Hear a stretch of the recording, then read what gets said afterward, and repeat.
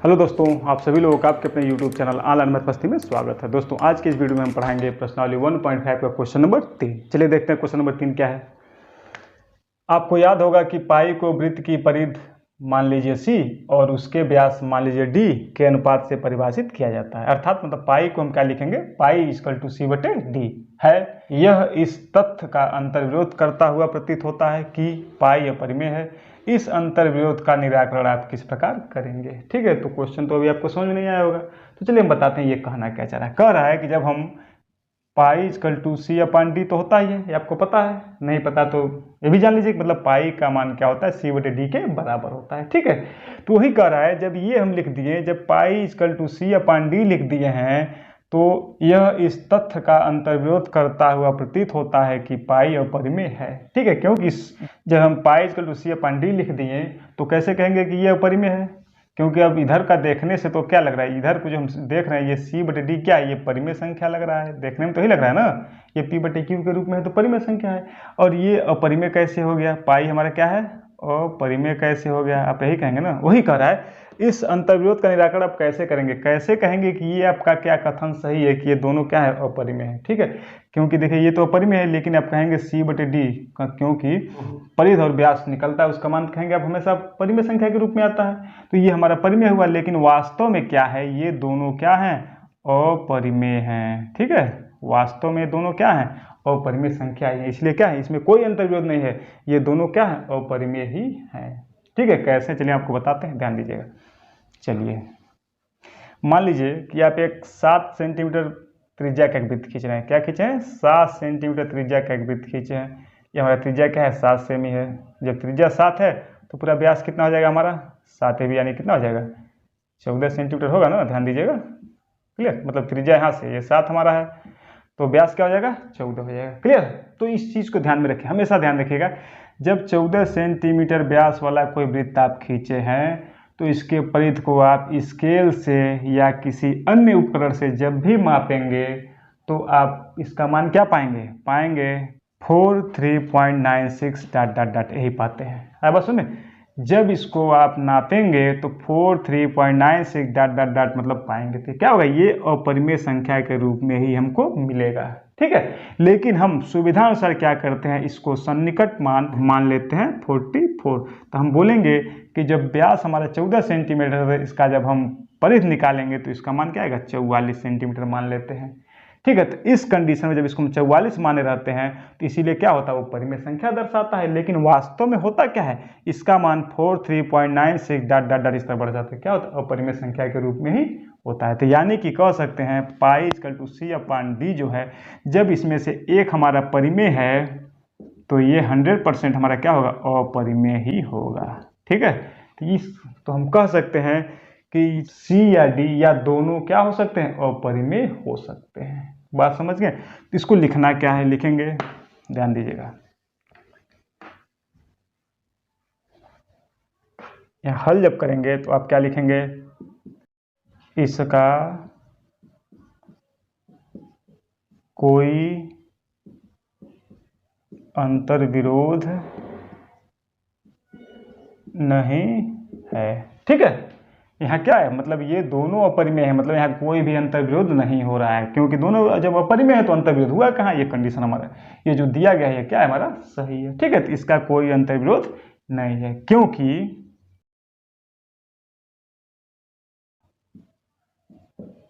Scale या अन्य किसी उपकरण से हम सी या डी को मापते हैं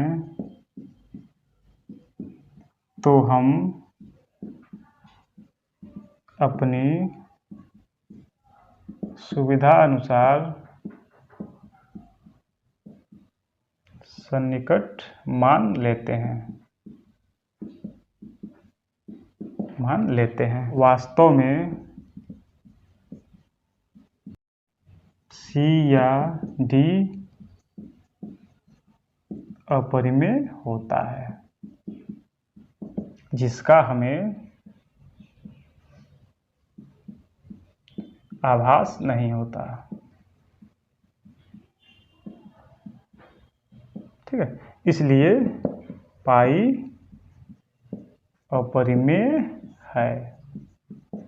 आए बात समझ में? हमको क्या करना है, इस तरह लिखना है कि इसका कोई जो भी कारण है, इस अंतर्विरोध का निराकरण आप किस प्रकार करेंगे। यहाँ कोई भी अंतर्विरोध नहीं है। क्यों नहीं? देखिए, इसका कोई अंतर्विरोध नहीं है, क्योंकि मैं बताया हूँ इसके लिए अन्य किसी उपकरण से हम C या D को मापते हैं तो हम अपनी सुविधा अनुसार सन्निकट मान लेते हैं। ये ध्यान रखिएगा, मतलब सुविधा अनुसार। अभी जस्ट हम आपको उदाहरण समझाया ना, जैसे हम एक 14 सेंटीमीटर व्यास का वृत्त खींचेंगे, समझ गए, तो उसका मान जब उसका हम परिधि निकालेंगे क्या आएगा, 43.96 डॉट डॉट डॉट करके आता है। लेकिन हम अपनी सुविधा अनुसार क्या मान लेते हैं, उसको 44 मान लेते हैं। तो ही कहा गया है कि हम अपनी सुविधा अनुसार क्या सन्निकट मान ले लेते हैं, लेकिन वास्तव में C या D क्या होता है, अपरिमेय होता है, जिसका हमें आभास नहीं होता। आया बात समझ में? क्यों नहीं आभास होता?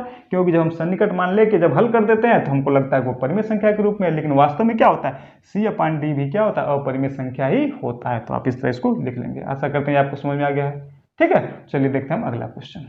चलो दोस्तों, हम देखते हैं क्वेश्चन नंबर 4। मेरा क्वेश्चन नंबर 4 क्या है, संख्या रेखा पर कड़ी में 9.3 को निरूपित कीजिए। ठीक है, तो पिछले वीडियो में हम कड़ी में 3, कड़ी में 5, कड़ी में 7 इसको हम निर्धारित करना सीख लिए हैं। चलिए इसमें हम आपको बताते हैं कि कड़ी में 9.3 को कैसे निरूपित करेंगे। ठीक है, तो चलिए ध्यान दीजिएगा।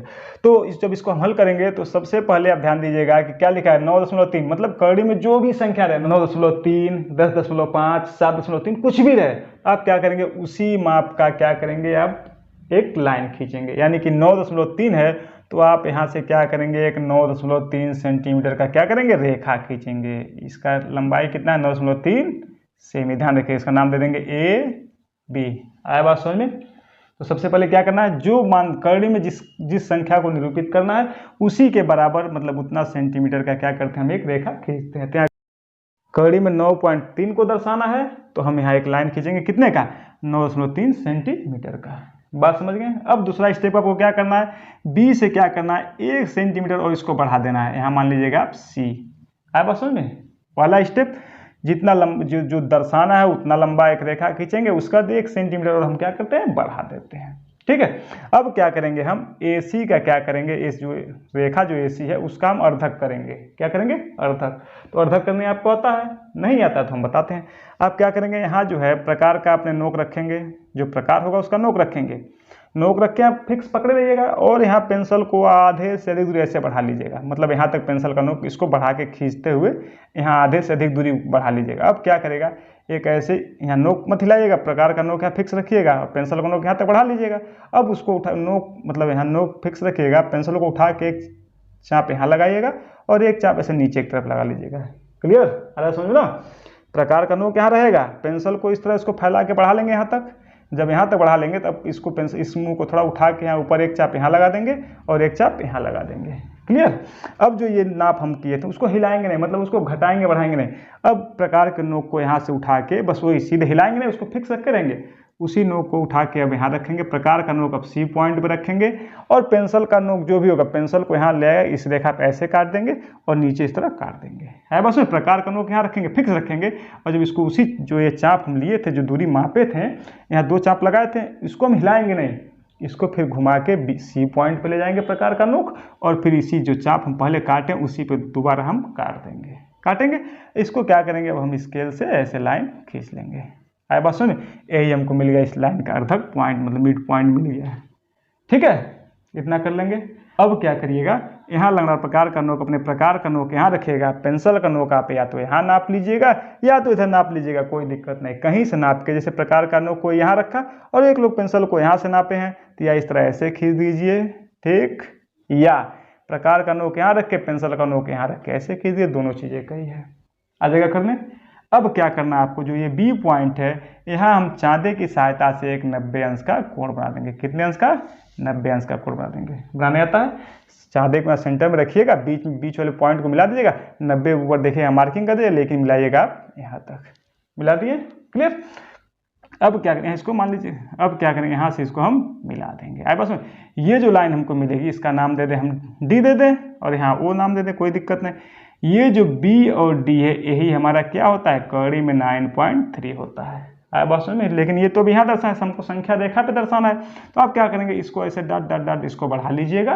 ठीक, अब क्या करिएगा, प्रकार का नोक यहाँ रखिएगा और पेंसिल का नोक यहाँ रख के इसको ऐसे खींच देंगे। तो ये जहाँ पॉइंट इस लाइन पे जो पॉइंट मिलेगा यही संख्या रेखा पे हमारा क्या हो जाएगा, रूट में 9.3। आया बात समझ में, कोई दिक्कत हो जाएगा। चलिए फिर दोबारा हम समझाते हैं, स्टेप बाय स्टेप समझ लीजिएगा। कड़ी में 9.3 को दर्शाना है तो सबसे पहले हम ए बी 9.3 सेंटीमीटर रेखा खींच लेंगे, उसके बाद 1 सेंटीमीटर और बढ़ा देंगे। ये 1 सेंटीमीटर हमेशा बढ़ाते हैं, हमको कुछ भी निरूपित करना हो, कड़ी में 10.5 करना हो या कड़ी में 7.3 करना हो, कड़ी में 6 पॉइंट कुछ भी निरूपित करना हो तो हम इसमें इसको निरूपित करना हो तो 6.5 का रेखा खींचेंगे, यहाँ से फिर 1 बढ़ा लेंगे। इसको करना है तो 7.3 का रेखा खींचेंगे, 1 बढ़ा लेंगे। इसको निरूपित करना है तो 10.5 का खींचेंगे, फिर वहाँ से 1 सेंटीमीटर हमेशा हम 1 सेंटीमीटर ही बढ़ाते हैं। क्लियर, इतना समझ में आ गया। कड़ी में 9.3 को निरूपित करना है तो हम यहाँ से ए बी 9.3 सेंटीमीटर का रेखा खींचेंगे, उसके बाद बी से सी 1 सेंटीमीटर बढ़ा देंगे। आया बात समझ में। अब हम ए सी जो रेखा ए सी है इसका अर्धक करेंगे, अर्धक करने तो आपको आता ही है तो हम बता भी दिए। ए पर जो है प्रकार का नोक लगाएंगे, आधा से अधिक दूरी लेके एक चाप ऊपर एक चाप नीचे लगाएंगे। अब जो ये दूरी माप लें इसको हिलाएंगे नहीं, फिर इसको पुनः हम क्या करेंगे, घुमा देंगे। ये प्रकार का नोक अब यहाँ कर देंगे और उसी जो चाप पहले काटे थे पेंसिल के नोक से क्या करेंगे, इसको हम काट लेंगे और इसको हम मिला देंगे। हमको मिलता है मिड पॉइंट, मतलब मध्य बिंदु मिल जाता है। इस रेखा का मध्य बिंदु मिल गया हमको।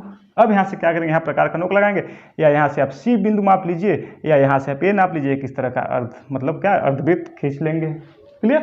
अब जो बी पॉइंट हमारा होता है, ये 9.3 का जो हम लास्ट बी पॉइंट माने थे, इस पर हम 90 अंश का कोण बना देते हैं।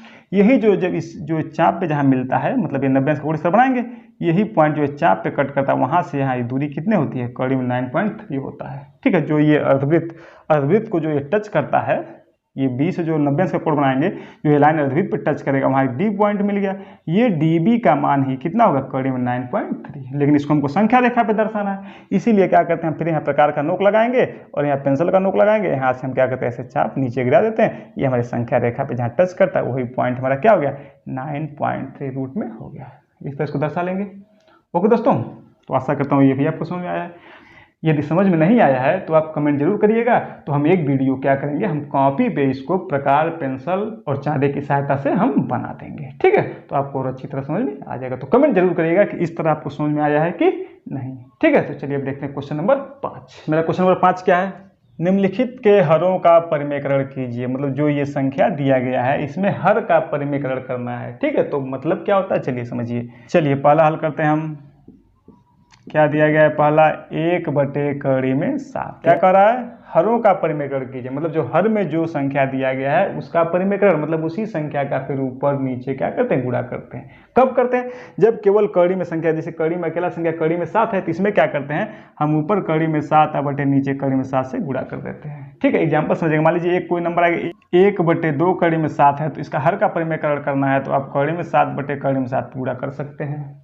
नहीं तो आप 1/2 कड़ी में 7 है तो इसमें परिमेकरण करना है तो आप 2 कड़ी में 7 बटे 2 कड़ी में 7 से भी गुणा कर सकते हैं। ऐसे भी हर का परिमेकरण कर सकते हैं। ठीक है, तो इस स्थिति में ध्यान रखिएगा। जब यहाँ केवल कड़ी में 7 है तो इसमें क्या करते हैं, कड़ी में 7 बटे कड़ी में 7 करते हैं, गुणा करते हैं। यही कहलाता है हर का परिमेकरण। ठीक है, लेकिन एक चीज ध्यान देगा, जैसे अगले क्वेश्चन में जैसे दिया 1/कड़ी में 7 में से 1/कड़ी में 6, तो इसमें हर का परिमेकरण करने के लिए क्या करते हैं, सेम चीज से तो गुणा करेंगे, लेकिन जब तो 2 पद में रहता है तो उसमें चिन्ह क्या करते हैं, बदल देते हैं। तो इसमें गुणा हो जाएगा कड़ी में 7 प्लस कड़ी में 6 बटे कड़ी में 7 प्लस कड़ी में 6। बस में ध्यान रखिए, जब हर में जब 2 पद है तो उसमें क्या करते हैं, चिन्ह को बदल के हम परिमेकरण करते हैं। लेकिन जब हर में अकेला पद है, मतलब एक ही पद है, तो सेम उसी से गुणा कर देते हैं। इस चीज़ को ध्यान में रखिएगा। तो बताएं है अकेला पद है गुणे के रूप में, जैसे 2 कड़ी में 7 मतलब एक कोई संख्या के साथ गुणा है तो आप चाहेंगे तो केवल कड़ी वाली संख्या से ही परिमेकरण कर सकते हैं, और नहीं तो आप दोनों संख्या को उठा के गुणा कर सकते हैं, परिमेकरण कर सकते हैं। आया बात सुने। तो चलिए पहला क्वेश्चन लगाते हैं हम, ध्यान दीजिएगा। तो ये मतलब कहना था हमको केवल कड़ी में 7 है तो इसमें चिन्ह तो देखना नहीं है, तो सीधे परिमेकरण करना है। तो कड़ी में 7 है तो अंश में कड़ी में 7 से गुणा, हर में कड़ी में 7 से गुणा करते हैं। देखिए दोनों कट जाएगा तो मान 1 होगा, तो हम 1 से गुणा करते हैं, कोई चेंजिंग नहीं कर रहे हैं। तो इसीलिए जो भी काम करेंगे अंश और हर दोनों में करेंगे। ठीक है, तो अब इसको लिखेंगे।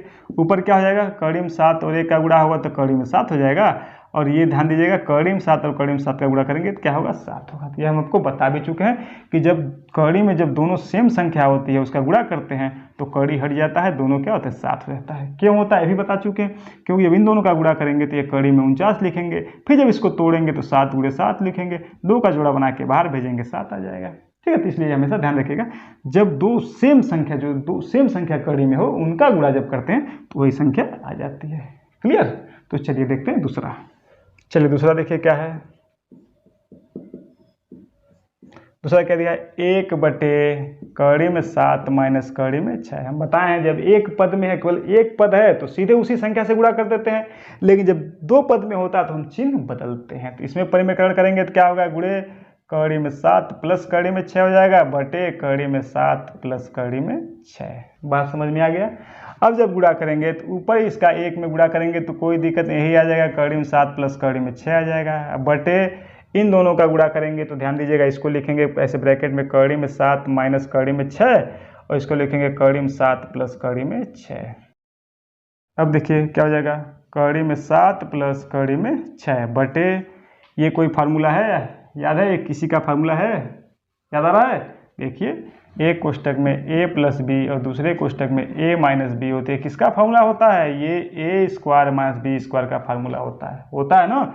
a square minus B square को हम लिखते हैं a प्लस बी और a माइनस बी। देखिए ये भी a प्लस बी और a माइनस बी के रूप का ये भी है, यानी a के जगह पे कड़ी में 7 है और b के जगह पे कड़ी में 6 है, तो हम इसी सूत्र का प्रयोग करके इसको लिखेंगे। तो यहाँ a प्लस बी और a माइनस बी होता है तो हम लिखते हैं a square minus B square. तो यहाँ कड़ी में 7 प्लस कड़ी में 6 और कड़ी में 7 माइनस कड़ी में 6, तो इसको क्या लिखेंगे, कड़ी में 7 का स्क्वायर और माइनस कड़ी में 6 का स्क्वायर।